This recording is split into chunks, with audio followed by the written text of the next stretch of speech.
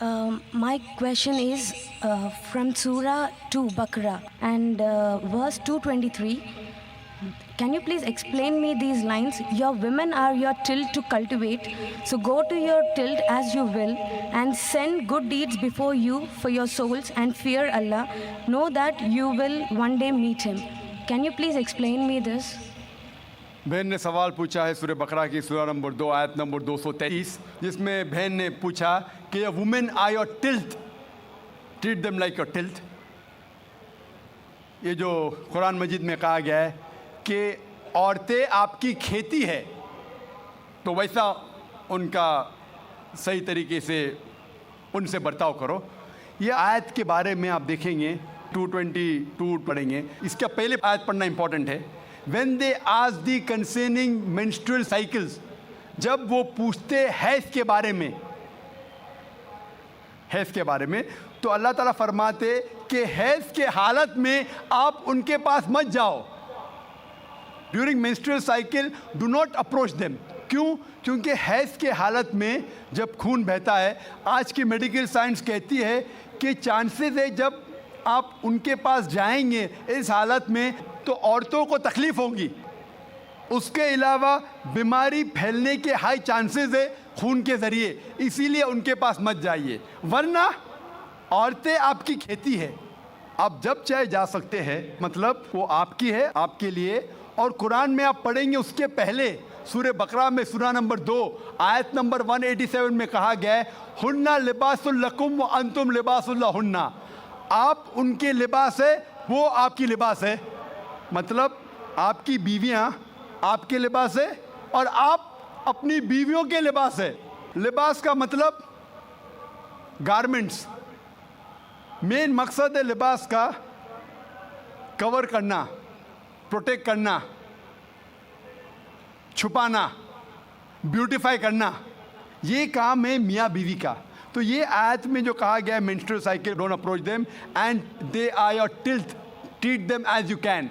और इसके और कई मानी हैं जो medically we can prove. A land, जब हल चलाते हैं तो हल चलाने के लिए आपको पता है कि बैल के पीछे एक सख्त चीज़ होती है, लकड़ी।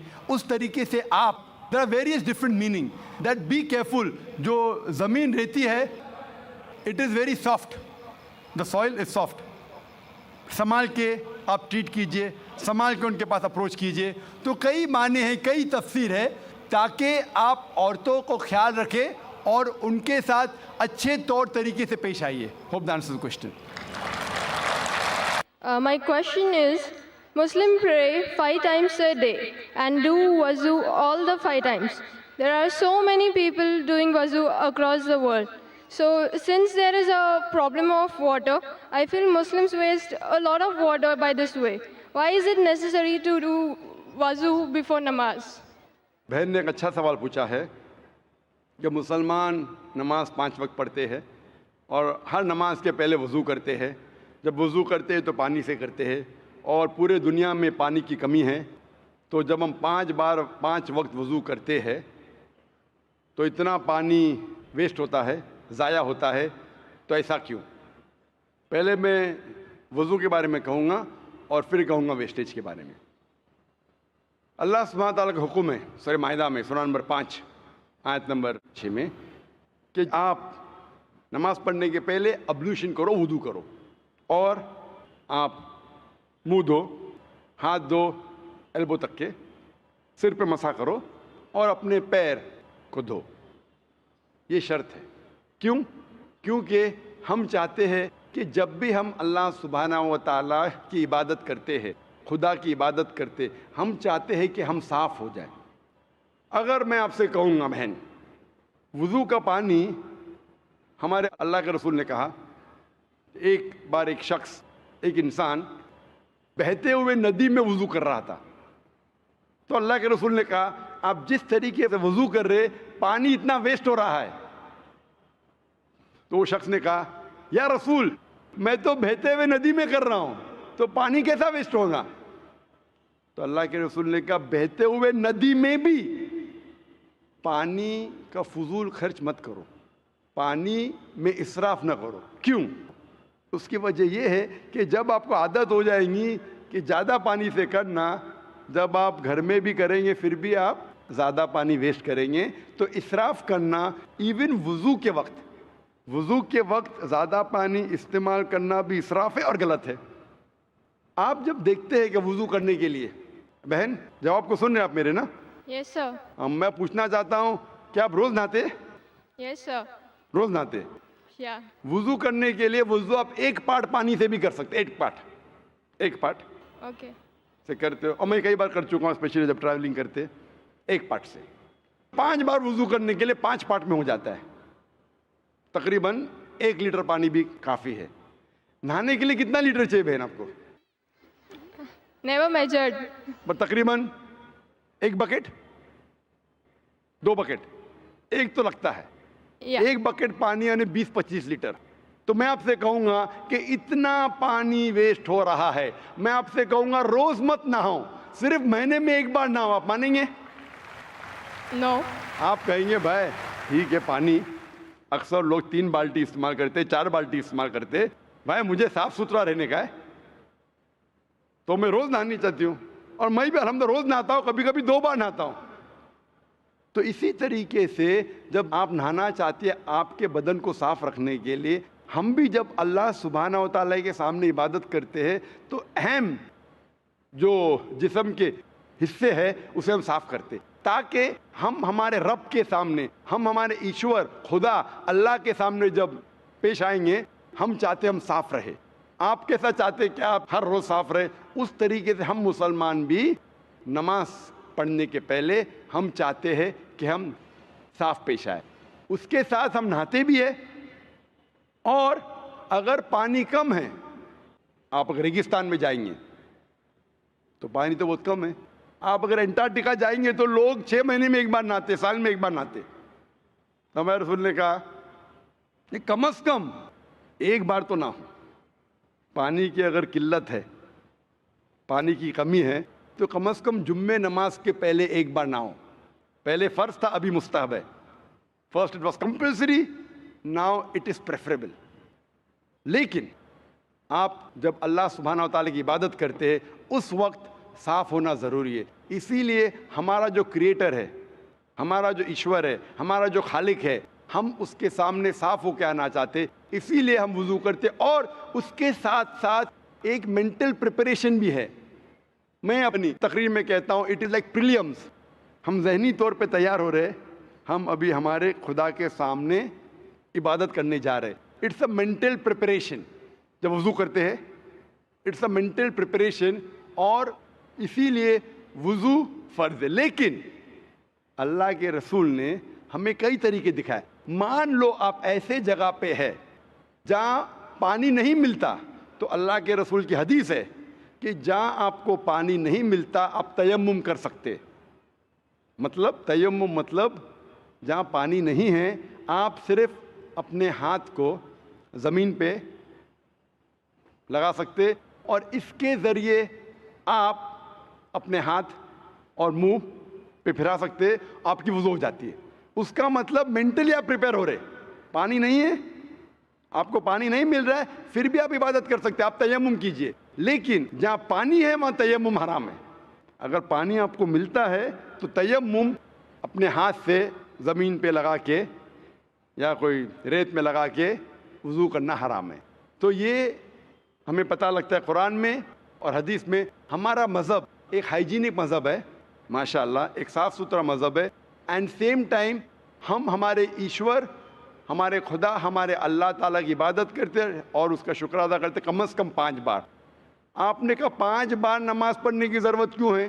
کیونکہ آپ اگر ڈاکٹر سے پوچھیں گے کہ اچھے شریر کے لیے تقریباً 3 بار کھانا کھائیے، اسی طریقے سے ہمارے اچھے سول کے لیے، اچھے سول کے لیے، فوڈ فار سول، اچھے ایمان کے لیے آپ کو کم از کم 5 بار نماز پڑھنا چاہیے، تاکہ آپ کو اللہ سبحانہ و تعالیٰ کے جو حکم ہیں جو قرآن مجید میں دیے ہیں اللہ نے، وہ یاد دلائے، اور آپ انشاءاللہ اسٹریٹ پاتھ پہ رہیں گے۔ اور تقریر کیا ہوں میں، صلاح دا پروگرامنگ ٹو رائچسنس، جو صلاح آپ کو پروگرام کرتا ہے صحیح طریقے پہ وہ تقریر میں اور کئی وجہ دکھائی گئی سائنٹیفک ایٹسیٹرا جس سے آپ کو ثابت ہوگا کیوں ہم صلاح پڑھتے ہیں. Hope the answers the question. Media کہتی ہے کہ اسلام از این انٹالرنٹ ریلیجن. اسلام ایک متعصب مذہب ہے. متعصب, انٹالرنٹ, برداشت کرنے کی قوت نہیں ہے. اس مذہب کو جو مانتے ہیں وہ برداشت کرنے کی ان لوگوں میں قوت نہیں. انٹالرنٹ, متعصب لوگ ہیں. میں کہتا ہوں Islam is intolerant towards dishonesty, towards crime, towards injustice. It is intolerant towards victimization, towards racism. اسلام متعصب ہے. متعصب ہے ڈس آنیسٹی سے, بے ایمانی سے. متعصب ہے ریسزم سے. متعصب ہے کرائم سے. جو آج کے معاشرے, جو ویسٹرن میڈیا ہے, جو ویسٹرن معاشرہ ہے, مغربی تہذیب جو سمجھتی ہے اچھا ہے اور ہم سمجھتے ہیں وہ غلط ہے, برا ہے, ان چیزوں سے متعصب ہے ہم. جو وہ سمجھتے ہیں کہ ان کے لیے فائدہ مند ہے, ہم سمجھتے ہیں یہ سوسائٹی کے لیے, معاشرے کے لیے بری چیز ہے. مثال کے طور پہ اسلام انٹالرنٹ ہے, متعصب ہے ڈرگ ایڈکشن سے, متعصب ہے الکوہلزم سے, متعصب ہے کرائم سے, متعصب ہے پورنوگرافی سے, پروسٹیٹیوشن سے, ایڈلٹری سے, فورنیکیشن سے, زنا سے. جو مغربی تہذیب سمجھتی ہے انسانیت کے لیے اچھا ہے شراب پینا, ڈرگ لینا, پورنوگرافی, پروسٹیٹیوشن, زنا کرنا, جو مغربی تہذیب سمجھتی ہے اچھا ہے, ہم ان چیزوں سے متعصب ہے. Islam is intolerant to the evils of society. اگر ہر انسان اس طریقے سے انٹالرنٹ رہے گا, انشاءاللہ اس دنیا میں امن رہے گا. جو میڈیا کہتی ہے کہ انسانیت کے لیے مسئلہ ہے, حالانکہ یہ انسانیت کے لیے حل ہے. اکثر ہم دیکھتے ہیں سارے مذہب اکثر اچھی باتیں سکھلاتے ہیں, لیکن اسلام اچھی باتیں سکھلانے کے علاوہ ایک طریقہ بتاتا ہے کس طریقے سے اس کو معاشرے میں عمل میں لا سکے. مثال کے طور پر ہر مذہب یہ سکھلاتا ہے کہ چوری کرنا غلط ہے. ہندوازم کہتا ہے چوری کرنا غلط ہے, عیسائیت کہتی ہے چوری کرنا غلط ہے, اسلام بھی کہتا ہے چوری کرنا غلط ہے. لیکن اسلام میں یہ کہنے کے علاوہ کہ چوری کرنا غلط ہے, حرام ہے, اسلام میں ایک طریقہ بتایا گیا ہے کس طریقے سے معاشرے میں چوری کو مٹایا جا سکتا ہے. اسلام میں ایک سسٹم ہے زکوٰۃ کا.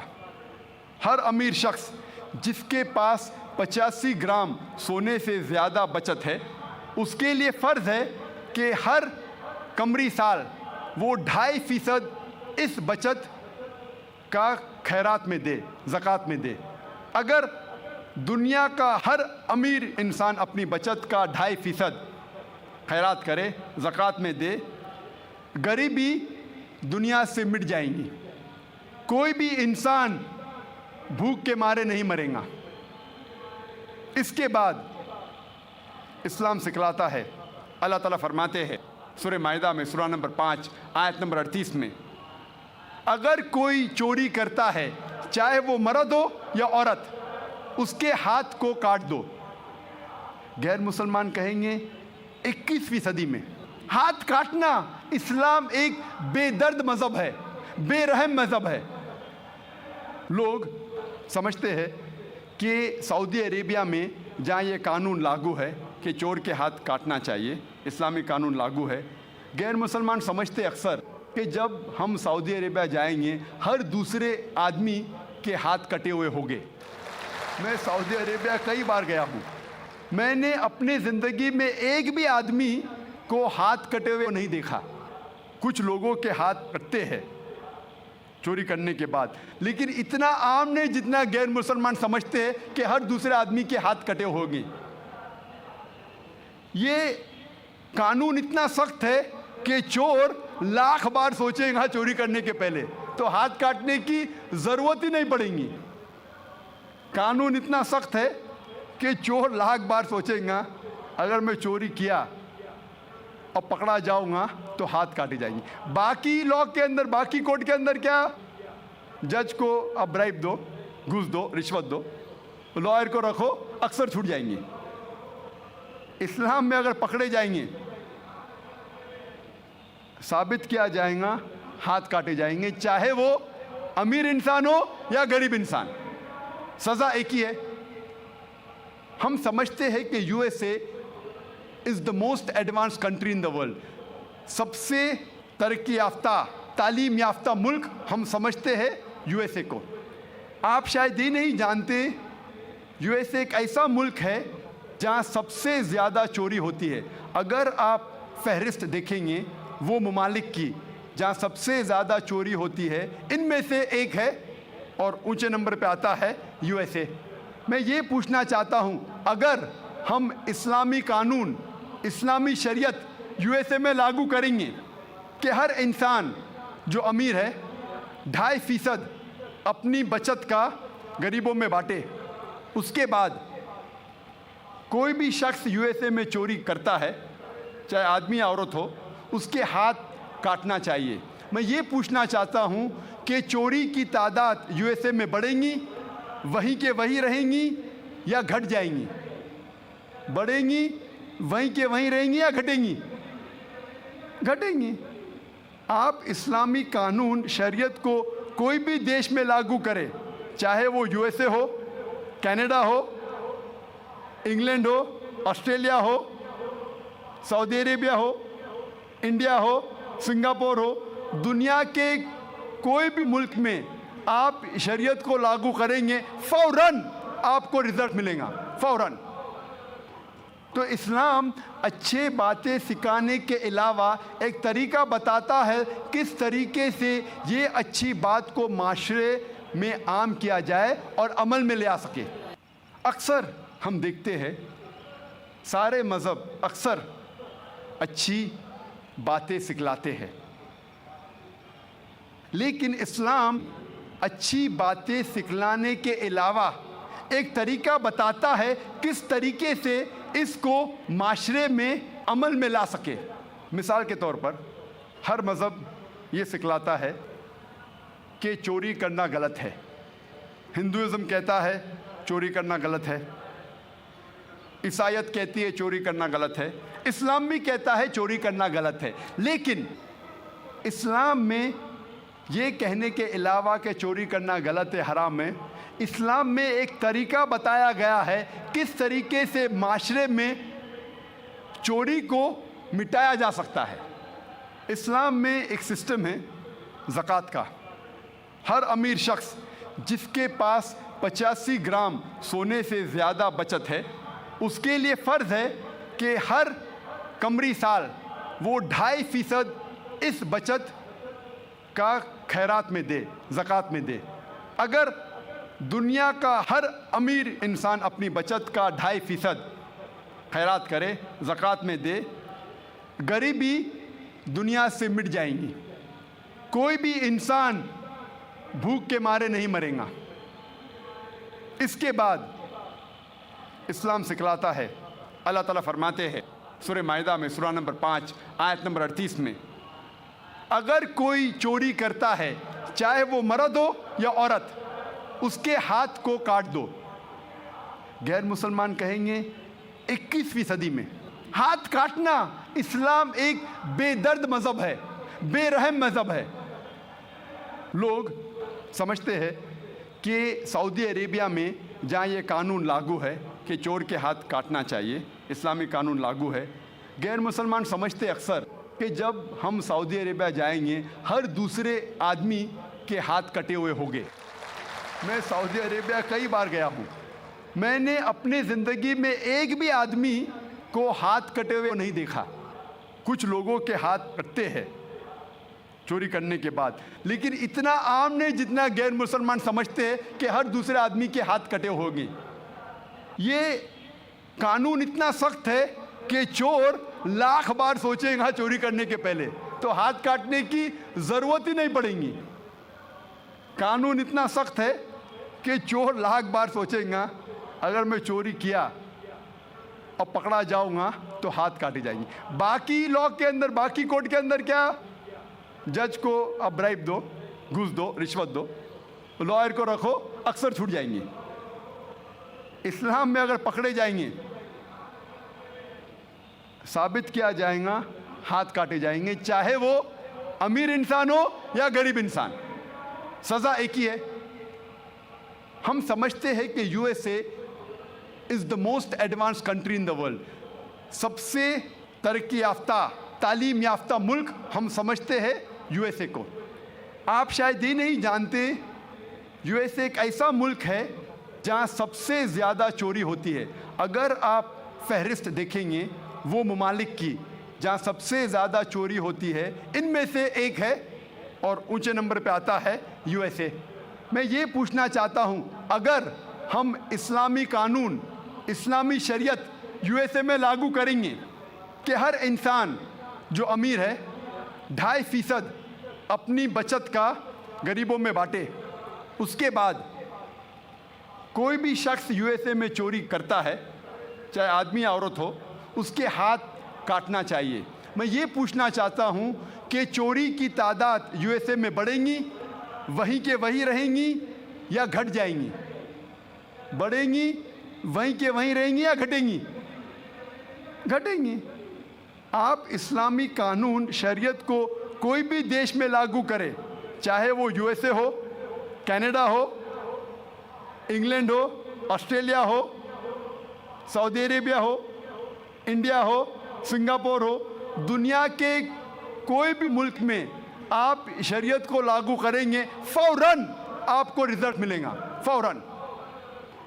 तो इस्लाम अच्छे बातें सिखाने के अलावा एक तरीका बताता है किस तरीके से ये अच्छी बात को माशरे में आम किया जाए और अमल में ले आ सके। मैं और एक मिसाल आपके सामने रखता हूँ। अक्सर सब मज़हब में सिखाया जाता है कि औरतों को छेड़ना नहीं चाहिए, औरतों का बलात्कार नहीं करना चाहिए, ज़िना बिल जब्र नहीं करना चाहिए। हिंदुज़म में सिखाया जाता है, ईसाईयत में सिखाया जाता है, इस्लाम में भी। लेकिन इस्लाम में इसके अलावा सिर्फ ये नहीं कहा जाता है कि औरतों को छेड़ो मत, उनका बलात्कार, ज़िना बिल जब्र मत करो, लेकिन ये भी दिखलाया जाता है किस तरीके से माशरे में ऐसा माहौल पैदा किया जाए कि कोई भी शख्स कोई भी औरत को नहीं छेड़ेगा। बलात्कार करने की बात तो दूर है, छेड़ेगा ही नहीं। इस्लाम में हिजाब है। अक्सर लोग औरतों के हिजाब के बारे में ज़िक्र करते हैं, लेकिन अल्लाह सुब्हाना व तआला कुरान मजीद में पहले मर्दों के हिजाब के बारे में कहते हैं। अल्लाह ताला फरमाते हैं सूरह नूर में, सूरह नंबर 24 आयत नंबर 30 में, कह दो मोमिन मर्दों से कि अपनी निगाह नीचे करे। जब भी कोई आदमी कोई औरत को देखता है और बुरे ख्यालात आते हैं, कुरान मजीद में भी लिखा है फ़ौरन अपनी नज़र को नीचे करना चाहिए। इसके बाद अल्लाह ताला फरमाते हैं औरतों के हिजाब के बारे में। सूरह नूर सूरह नंबर 24 आयत नंबर 31 में अल्लाह ताला फरमाते हैं, कह दो मोमिनात से, मोमिन औरतों से कि अपनी नज़र नीचे करें और अपने चादर को सीने पे ढके और अपनी जीनत की नुमाइश न करे, सिर्फ़ जो आम तौर पे ज़ाहिर है, उसके अलावा अपनी जीनत को छुपाए। सिर्फ़ महरम के सामने इजाज़त है, उनके शौहर, लड़के, वालिद वगैरह। इस्लाम में जब हम कुरान और सही हदीस पढ़ते हैं, हिजाब के 6 नुकात है।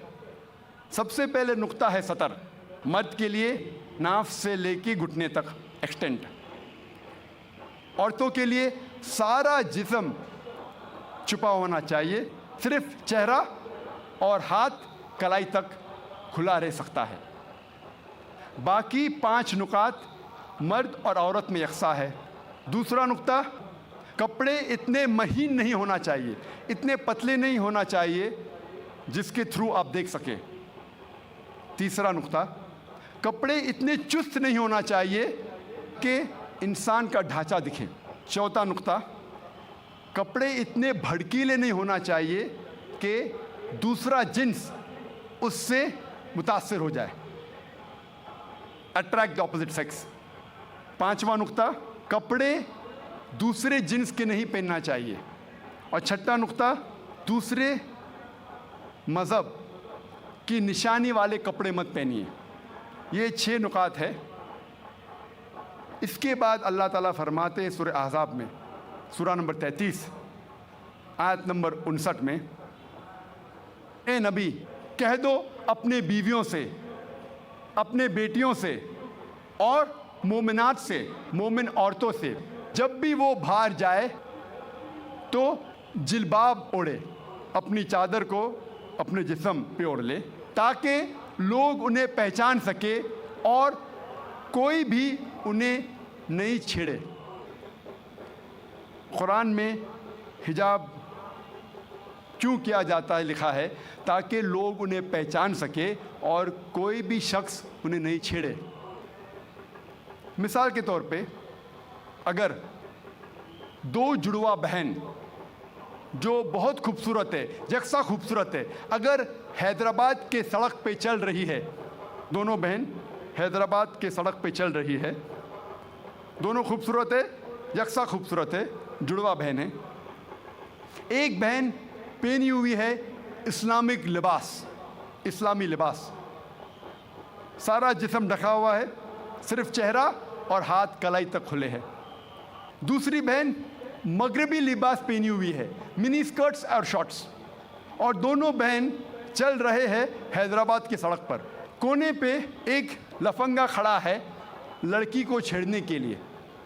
میں پوچھنا چاہتا ہوں وہ کس کو چھیڑے گا, وہ بہن جو اسلامی لباس میں ہیں یا وہ بہن جو مغربی لباس میں ہیں, منی اسکرٹس اور شارٹس؟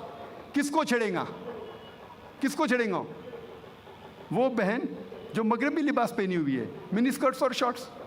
قرآن میں اللہ تعالیٰ صحیح فرماتے ہیں کہ حجاب کرو تاکہ لوگ آپ کو پہچان سکے اور کوئی بھی آپ کو نہیں چھیڑے.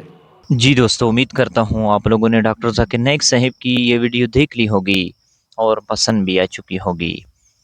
دیکھو, یہ میاں بیوی کا جو رشتہ ہے یہ بہت اعلیٰ رشتہ ہے, کیونکہ اس سے خاندان وجود میں آ جاتا ہے. اور قرآن کے اندر جیسے کہ فرمایا کہ وہ آپ کے لباس ہے, یعنی بیوی مرد کے لباس ہے شوہر کی, اور شوہر بیوی کے لباس ہے. تو یہ آپس میں ایک دوسرے کے لباس ہے, ٹھیک ہے نا.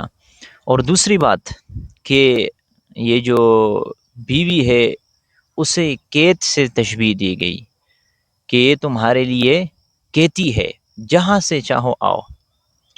دیکھو, کچھ ایسے حالات ہے کہ اس میں آپ اپنے بیوی کے پاس نہیں جا سکتے, مطلب آپ ہم بستری نہیں کر سکتے, ازدواجی تعلق قائم نہیں کر سکتے جب خاتون حیض کی حالت میں ہوتی ہے. تو اس حالت میں اللہ رب العزت نے منع کیا ہے, اسلام نے منع کیا ہے کہ اس حالت میں آپ نے نہیں جانا ہے. اور یہ میڈیکل کے اعتبار سے بھی, سائنس کے اعتبار سے بھی یہ بات ثابت ہو چکی ہے کہ اس حالت میں اگر مرد بیوی کے پاس جاتا ہے اور ہم بستری کرتا ہے تو بیماریوں پھیلنے کا خدشہ ہے, ہو سکتے ہے کہ انہیں ایسے بیماری لاحق ہو جائے جو اس کے لیے تکلیف دہ ہو. تو اس طرح کے جو ہے نا بیماریوں کا اور مصیبتوں کے جو ہے نا خدشہ ہے. اور دوسری بات یہ کہ اس حالت میں بیوی کو تکلیف بھی ہو جاتی ہے کیونکہ بلڈز بہت زیادہ ہوتا ہے. تو اس وجہ سے جو ہے نا یہ منع ہے کہ اس حالت میں آپ نے نہیں جانا. باقی جو ہے نا کھیتی سے تشبیہ دی کہ آپ جہاں سے چاہے آ سکتے ہو, لیکن محل ایک ہو. مطلب یہ نا کہ جو راستہ شریعت نے آپ کو اجازت دی ہے اس راستے سے آپ ہم بستری کر سکتے ہو. اور دوسری بات یہ کہ جیسے کہ بیوی کو جو ہے نا لباس سے تشبیہ دی، مرد کو شوہر کو لباس سے تشبیہ دی، اس کا مطلب یہ ہے کہ ان کا جو رشتہ ہے بہت ہی قریب کا رشتہ ہے۔ انسان جب لباس پہنتا ہے تو اس کے جسم کے ساتھ لگا ہوا ہوتا ہے، تو اس کا مطلب یہ ہے کہ ان کی جو وائف ہے یہ اتنا قریب کا رشتہ ہے کہ یہ آپس میں جڑے رہتے ہیں، ٹھیک ہے نا۔ اور شوہر جو ہے نا وہ بیوی کے اندر کوئی خامی ہو، کوئی برائیاں ہو تو وہ نہیں کریں گے کہ اسے طنز دیں گے، ان کو جو ہے نا تھانہ دیں گے، نہیں، بلکہ جس طرح آپ اپنے لباس کے اوپر کوئی داغ دیکھنا پسند نہیں کرتے ہیں، کوئی جو ہے نا میل کچیل آپ پسند نہیں کر سکتے، تو یہ آپس میں ان کا رشتہ اسی طرح ہے، ٹھیک ہے نا۔ اور حضور صلی اللہ علیہ وسلم کا ارشاد ہے کہ بہترین آدمی وہ ہے جو اپنے گھر والوں کے لیے بہتر ہو، ٹھیک ہے نا۔ اور قرآن میں اللہ رب العزت فرماتے ہیں وَعَاشِرُوهُنَّ بِالْمَعْرُوفِ کہ تم اپنے بیویوں کے ساتھ حسن سلوک کے ساتھ رہا کرو، اچھا برتاؤ کیا کر لو۔ تو یہ ہمارے سیرت سے بھی ثابت ہے، اور آپ صلی اللہ علیہ وسلم کی سیرت سے بھی یہ ثابت ہے کہ آپ صلی اللہ علیہ وسلم کتنا زیادہ حضرت عائشہ رضی اللہ تعالی عنہا سے محبت کرتے تھے، ان سے بھی یہ بات ثابت ہوتی۔ تو دیکھو میاں بیوی کا جو رشتہ ہے بہت قریب کا رشتہ ہے، لیکن ایک بات یاد رکھنا، یہ میاں بیوی کا جو رشتہ ہے یہ بہت ہی یعنی بہتر راستے پر جائیں گی جب وہ ایک دوسرے کے حقوق کے لحاظ کریں گے۔ اکثر جو رشتے خراب ہو جاتے ہیں اور مسئلے مسائل پیش آتے ہیں، اور ان کی بنیادی وجہ یہ ہے کہ شوہر بیوی کے حقوق کے رعایت نہیں کرتا، بیوی شوہر کے حقوق کی رعایت نہیں کرتا، تو اس وجہ سے ان کا رشتہ ٹوٹ جاتا ہے۔ تو اگر آپ نے چاہنا ہے کہ میاں بیوی کا رشتہ یہ برقرار رہے، ان میں کوئی مسئلہ نہ آئے، تو شوہر بیوی کے حقوق کا لحاظ کر لے، بیوی شوہر کے حقوق کا لحاظ کر لے۔ تو اس وجہ سے اس لیے زیادہ تر جو مسائل اور یہ آتے ہیں، بہت سے مرد کی طرف سے بھی اس طرح کے نازیبہ حرکت ہوتی ہے، بے جا ان کو تکلیف دینا ہوتا ہے، رویہ کا سخت اختیار کرنا، اور بعض جگہوں پر جو ہے نا بیوی کی طرف سے ایسے الفاظ اور ایسے رویہ ہوتا ہے جو قابل برداشت نہیں ہوتا ہے۔ تو اس وجہ سے اس طرح لہجہ اختیار کرنا تاکہ آپس میں نفرت نہ پھیلے، اس طرح لہجے اختیار نہ کر لے کہ ان کے آپس میں جو ہے نا نفرت نہ جو ہے نا پھیلے۔ تو اسی لیے میاں بیوی کا جو رشتہ ہے بہت قریب کا رشتہ ہے، اور بیوی کو یہ حکم ہے کہ آپ نے اتنے خدمت اور اتنا جو ہے نا لحاظ کرنا ہے کہ حدیث میں آتا ہے کہ اگر اللہ کے علاوہ کسی اور کو سجدہ ہوتا تو بیویوں کو حکم دیا جاتا کہ آپ مردوں کو سجدہ کیا کر لے۔ اور اس کے ساتھ جو بیوی اپنے مرد کی خدمت کرتی ہے اور اس کی اطاعت کرتی ہے، ٹھیک ہے نا، ایسے عورت کے لیے جنت واجب ہو جاتی ہے۔ تو اس لیے جو مرد ہے اور جو بیوی حضرات ہے انہیں چاہیے کہ ان حقوق کا لحاظ کر لے، تو انشاءاللہ ان کا رشتہ برقرار رہے گا۔ تو امید کرتا ہوں آپ لوگوں نے ڈاکٹر ذاکر نائک صاحب کی یہ ویڈیو دیکھ لی ہوگی۔ اس طرح کی ویڈیوز ہمارے اس چینل پر آپ لوگوں کو ملتے رہیں گے۔ اگر ویڈیو پسند ہو تو پلیز چینل کو سبسکرائب کر لے، ویڈیو کو لائک کر لے، اپنے دوستوں کے ساتھ انہیں ضرور شیئر کیجیے۔ ملتے ہیں انشاءاللہ نیکسٹ ویڈیو میں، تب تک کے لیے اجازت چاہتا ہوں۔ السلام علیکم۔